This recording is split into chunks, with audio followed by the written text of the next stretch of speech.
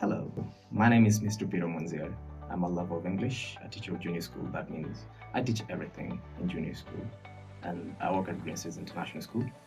I'm a year four class teacher. I'm the Kinangop Dom parent and junior school literacy lead as well. Yeah, thank you.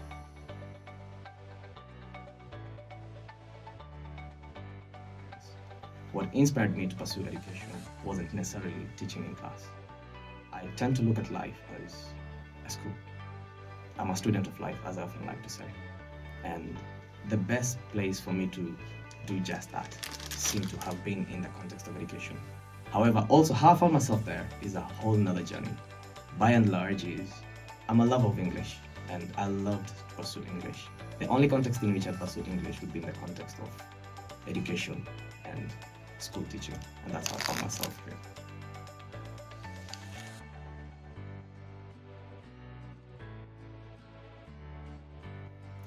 Education has really evolved, and initially you'd think about education both as formal and informal. Informal education were the things that the people of old did, our ancestors, when we had apprenticeship, when you had to learn something and then you had to teach someone else and you passed down the information across generations.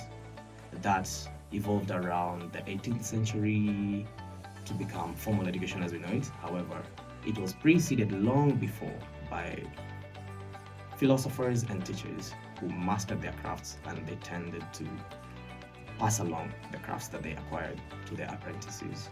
But formal education, this has been around since around the 18th century thereabouts.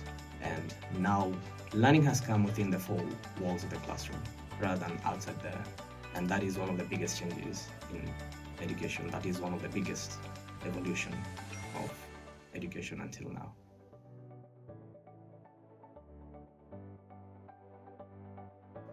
Philosophy in education is very interesting. Well, philosophy has been defined as the thinking about thinking, the love of knowledge, and there are many methodologies that we can pursue, and these are informed from philosophical standpoints. I love to look at a student as the center of education. So my philosophy in teaching has always been student-centered. In fact, the teacher is not just a teacher. In fact, the teacher is just a facilitator of learning. The majority of the learning is done both on the teachers and on the learners' end in the classroom. So my philosophy has always been student-centered, a student-centered approach that makes sure that all the teaching that we have to do and all the learning that we have to do within and without the classroom is centered around the needs of the students.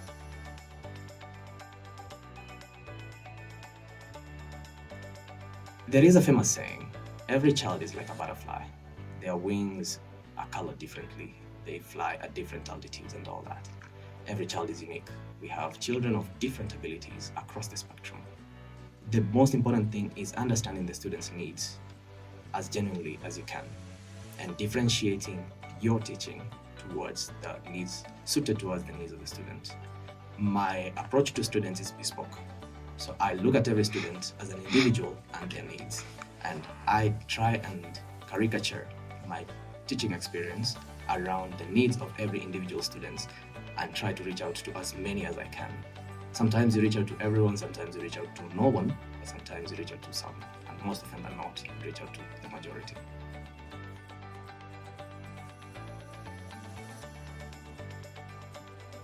Some of the strategies that I use in fostering critical thinking as well as creativity.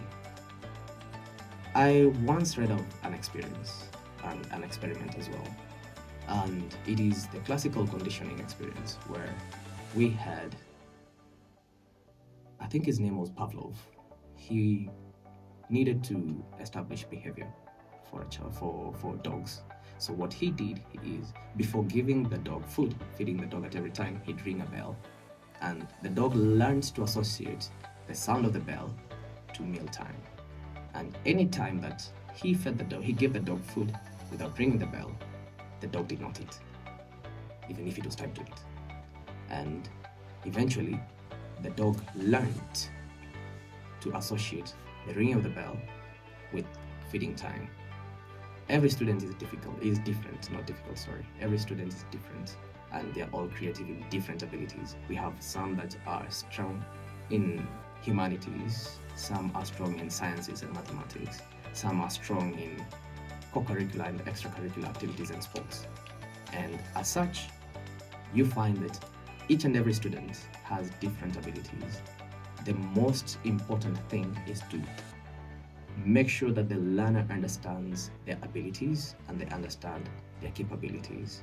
Make sure you relate to them in what they can understand, their aptitudes and attitudes, and do not at any given moment diminish anyone's star. If a child wants to flourish out there, let them try in whatever right they can. And in that way, the child becomes both informed, educated, and individualistic.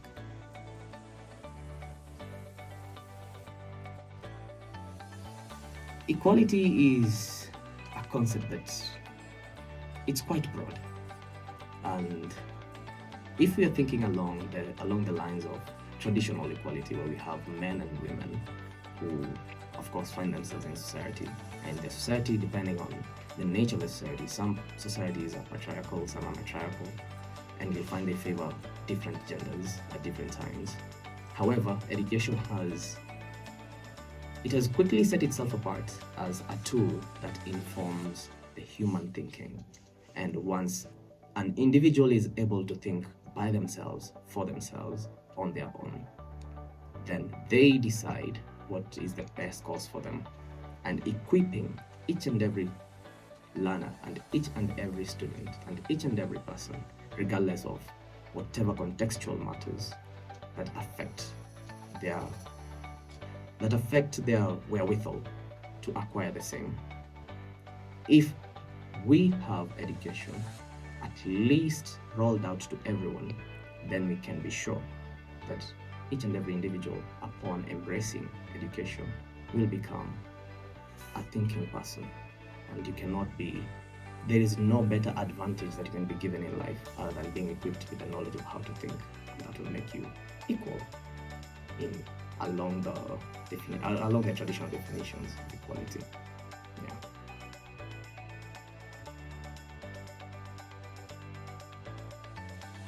Marginalized groups. Unfortunately, we live in a world where we are not equally endowed. It is unfortunate. Some are more privileged than others, and as such, and unfortunately, which should not be the case, the reality is that there seems to be evidence of systemic marginalization of particular groups and particular communities and particular persons. Now, the role of education in trying to alleviate that is by ensuring that, at least at whatever level, be it formal or informal, that these communities have access to rudimentary education.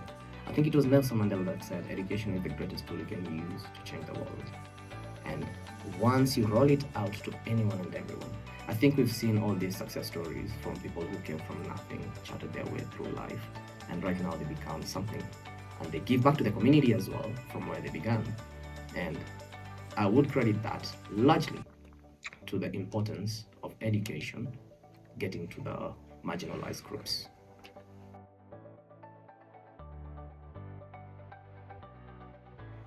Social classes. As it happens, I think it's the Marxist school of thought that teaches about classes, where we have the bourgeoisies and the lumpen proletariats.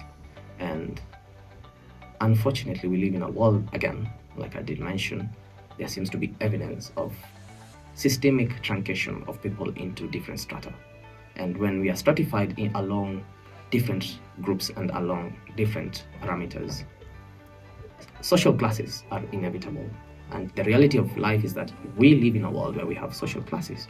Now, education can help bridge this gap, whereby, in as much as we are all alive in our own context, we are all alive in our own reality that we find ourselves in, the one unifying factor is that once we are equipped to take on this world in a way that is realistic, in a way that is relevant, in a way that is in a way that is palpable.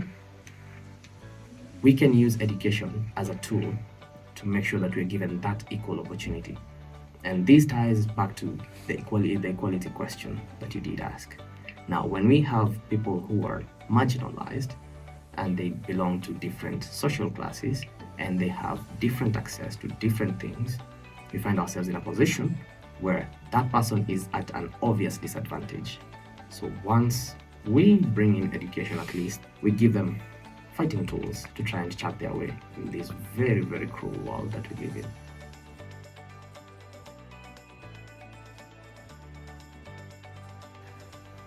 Governments, please, if you listen, if there's anyone listening, listen to the people who put you there.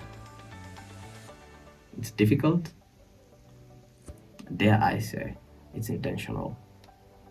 But by the end of the day, if you don't listen to the people who put you there, they're gonna get you out. Education is not something that the government needs to play around with. That's playing with livelihoods.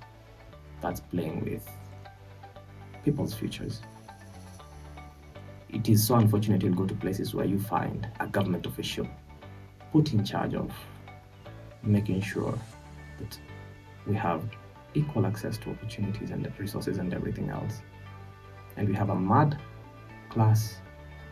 class in one area of the country. And in the same area, we have an international school that can be afforded by different people. The role of the government should be to help those who cannot help themselves. And if that role is not fulfilled, unfortunately as it is, the governments have failed.